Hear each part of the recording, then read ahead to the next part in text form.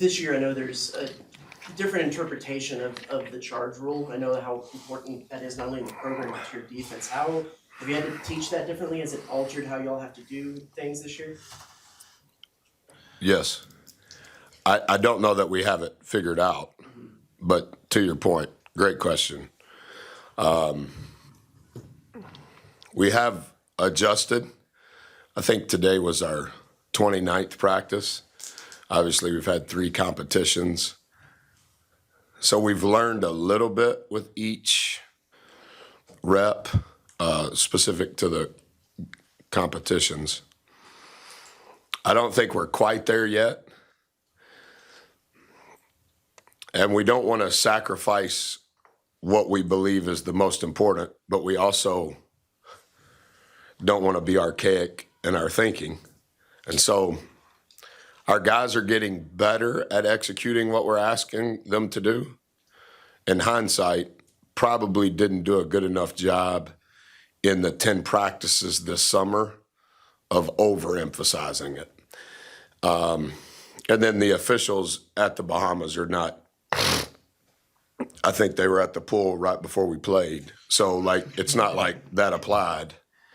But I think we're probably a little further behind where we should be. And I also think, I'm saying this respectfully to officials, I think it's now going to be the most common and easiest call in college basketball until conference play because it's their emphasis. And so it takes the judgment away from them. And so you have to adjust. Do you think it's good? Oh, I don't know. I've always tried to stay out of all that type of conversation. It's NBA-like, right? Reward the offense. And so if that's what TV wants, then that's probably what we're going to do. Is the charge sock going to be at more of a premium this So year? you know what they said, the guys said to me today and one day before, this is how smart they are. You will probably get more charge calls on the primary defender now than the secondary defender. But in a game, they don't call the offensive foul on the primary defender as a charge.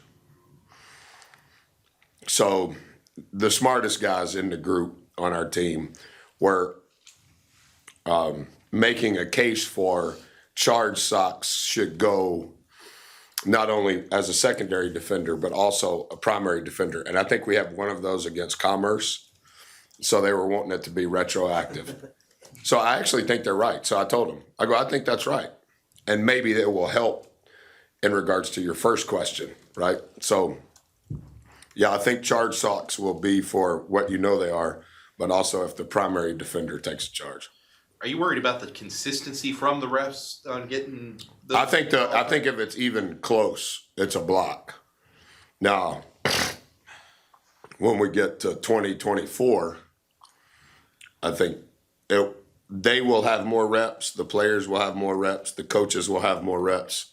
So I think, like any other new rule, I think it eventually kind of calms down. Coach, I believe this is the 3rd true road game against a Power 5 opponent since you've been here. So what is the importance of scheduling your non-conference slate like this year, and what challenges come with it, this game being so early on in the season? Well, we'll make up for all of the bad scheduling Twitter says that we've had this year. I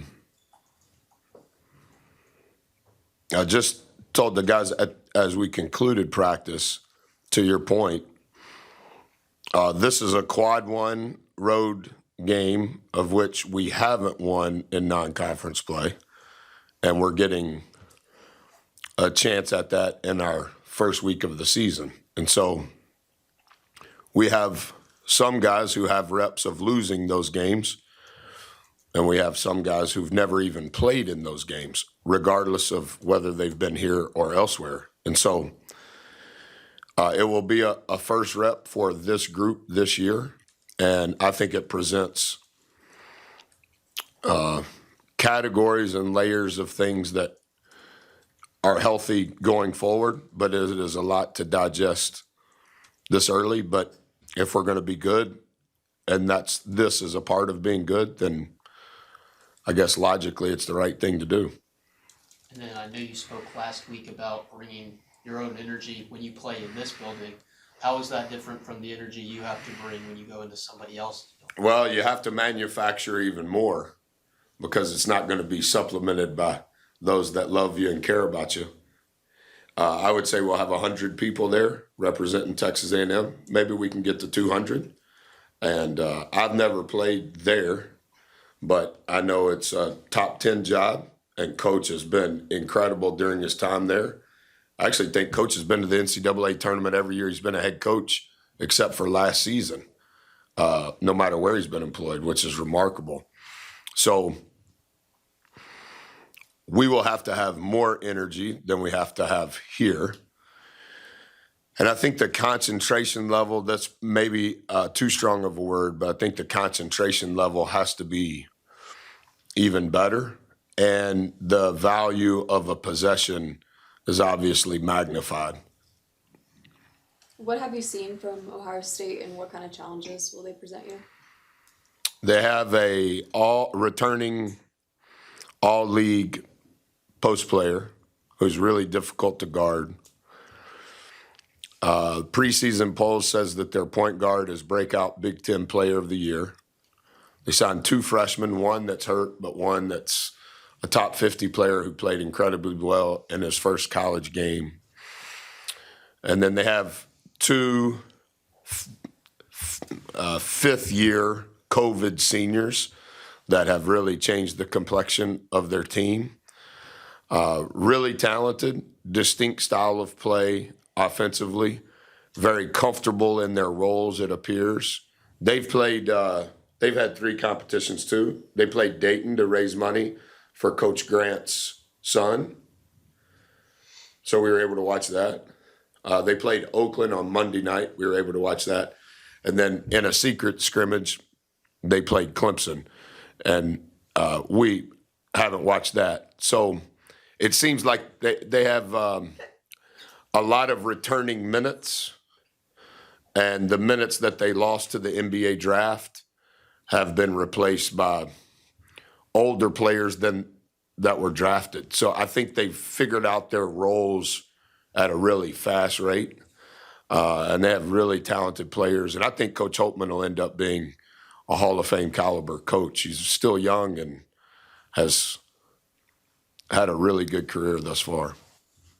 When you guys recruited Solomon Washington, did he always have the confidence and the energy?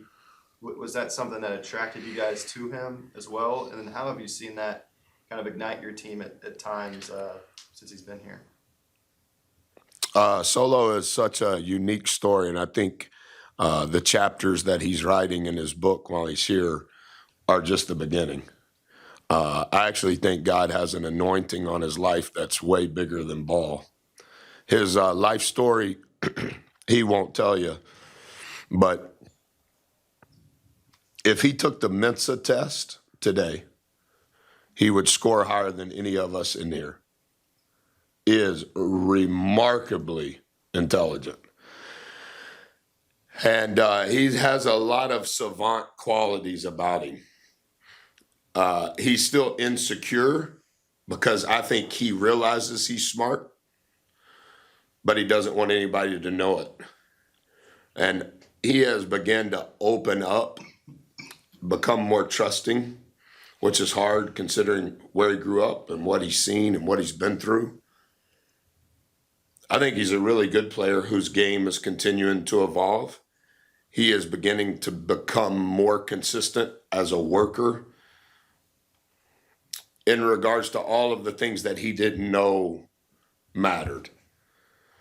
Skill work individually, film work individually, taking care of his body in the weight room, taking care of his body in the training room.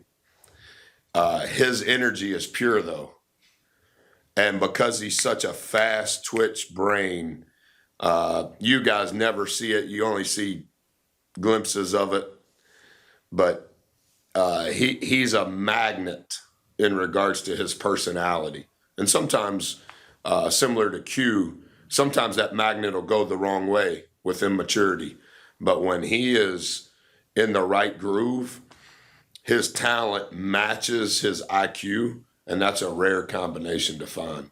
I think you can argue I guess he's been here 16 months.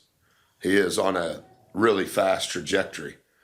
He'll never score the ball like Ford did in Ford's first 30 months here. But I mean, Ford went from, I've heard about this guy, is he any good, to now everybody thinks he's like everything, and he may be. But I think Solo's kind of on that same trajectory. He's just not the scorer that Ford is, but in regards to his development, his total development, not just his game, he's on that same pace.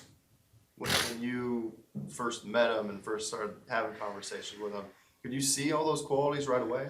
It would be the longest story if I told you how Solo signed here.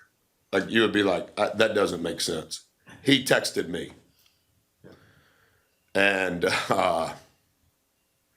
they drove here. His mom drove here for the official visit. And obviously Devin is from there. That helps. There was a little bit of street cred for me that I had coached some players in my career from the 9th Ward. I think that helped. He didn't know that initially because he's so young. But Texas A&M was as far away from being involved in his recruiting as you could possibly imagine. And how it all took place was very organic, and much of the credit goes to him. And I actually think because of how all of that played out is what has allowed him to, despite all that he's been through, it has allowed him to have a firm foundation in trusting people that maybe not necessarily he should, and it's been really good. I talked to him probably in ways you didn't know I talk, and Devin has a very strong relationship with him, and I just it's kind of old school, like the way it used to be, and probably not supposed to say that either, but it's very refreshing. Boots said he's a talker, especially on the court. He will, if he is in the right mind frame, he can tell you what's coming at a really fast rate. And Nikhil Alexander Walker had that. Dexter had that. Where when you say something as a coach, you don't have to tell them again. They can absorb it, and then they can execute it. And then I think the layer behind that is he can see it coming before you can see it coming.